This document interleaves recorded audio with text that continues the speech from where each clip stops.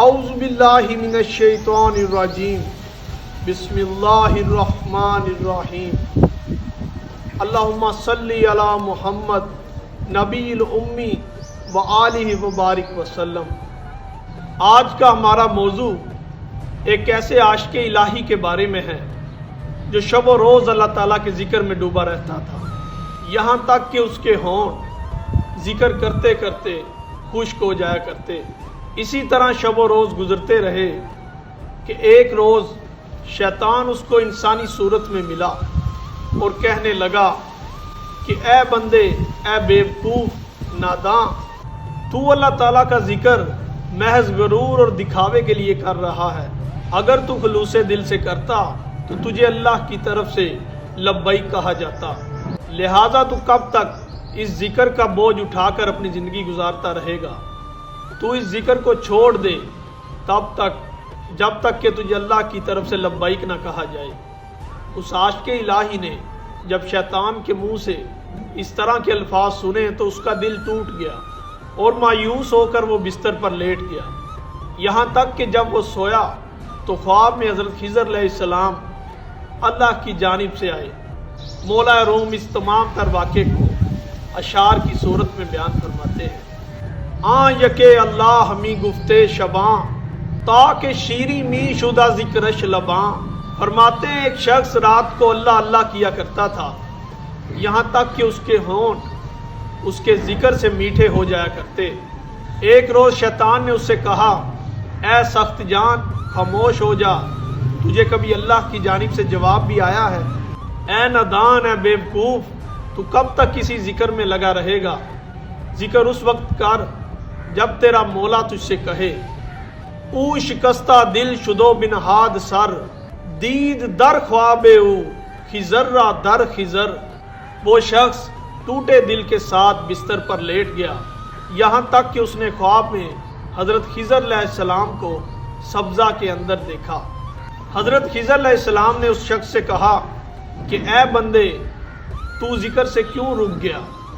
اس ذکر سے جو تیرے دل کا چین اور آنکھوں کی ٹھنڈک تھا۔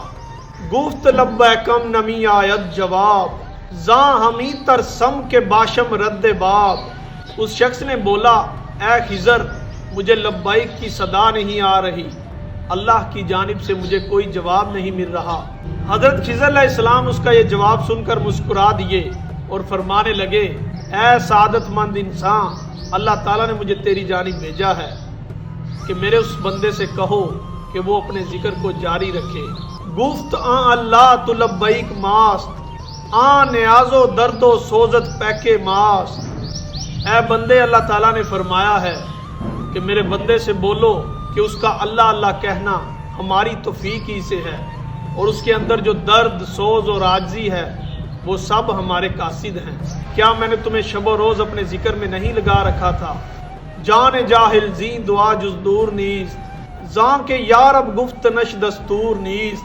فرماتے ہیں اللہ تعالیٰ کا پیغام ہے کہ جاہل کی جان اس دعا سے دور ہے، وہ اس قابل ہی نہیں کہ میرا ذکر کر سکے۔ داد مر فرعون را صد ملک و مال، تاکہ کردو دعوی عز و جلال۔ ہم نے فرعون کو سینکڑوں ملک و مال دیے، یہاں تک کہ اس نے خدائی کا دعویٰ کر دیا۔ اس کو اس دنیا کی تمام تر سلطنت بخش دی، مگر اس کو اپنا عشق، درد اور غم عطا نہ کیا، اور نہ ہی اس کی زبان کو اس قابل سمجھا کہ وہ میرا ذکر کر سکے۔ اے بندے، تو مایوس نہ ہو، تیری زبان ہم نے اپنے ذکر کے لیے چن لی ہے۔ بحریں فرمود با موسیٰ خدا، وقت حاجت خواستن اندر دعا۔ ہم نے موسیٰ سے فرمایا کہ اے موسیٰ، اپنے رب سے اس منہ سے دعا مانگ جس منہ سے تو گناہ نہیں کرتا۔ گفت موسیٰ من ندار ماں دہاں، گفت مارا از دہانے غیر خواں۔ تو موسیٰ نے جواب دیا کہ اے پاک پروردگار، میں ایسا منہ نہیں رکھتا کہ جس سے میں نے گناہ نہ کیا ہو، تو مجھے ایسا منہ بخش دے۔ چوں درائد نام پاک اندر دہاں، نے پلیدی مانندو نے آن دہاں۔ جب حضرت موسیٰ نے اللہ تعالیٰ سے یہ کہا تو اللہ تعالیٰ کی طرف سے ارشاد ہوا کہ اے موسیٰ، جس منہ میں میرا نام آ گیا وہ منہ پلیدی سے پاک ہو گیا، اور پلیدی کی جگہ نور نے لے لی، وہ سارے کا سارا وجود ہم نے بدل ڈالا اور اس کو نور سے بھر دیا۔ مولا روم کا ان تمام تر اشعار کو بیان کرنے کا مقصد انسان کو یہ پیغام دینا ہے کہ اے حضرت انسان، مایوسی گناہ ہے اور ذکر کی توفیق اللہ کی جانب سے ہے۔ قرآن حکیم میں اللہ تعالیٰ کا ارشاد ہے کہ تم چاہ بھی نہیں سکتے اگر اللہ نہ چاہے۔ اس آیت کریمہ سے ہمیں یہی سبق ملتا ہے کہ اللہ تعالیٰ جس پہ چاہے اپنی رحمتوں کا دروازہ کھول دیتا ہے اور جس پہ چاہے اپنی رحمتوں کا دروازہ بند کر دیتا ہے۔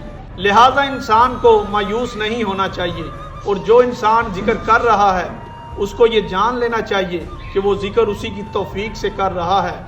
واللہ عالم بالصواب، باقی دلوں کا حال اللہ بہتر جانتا ہے۔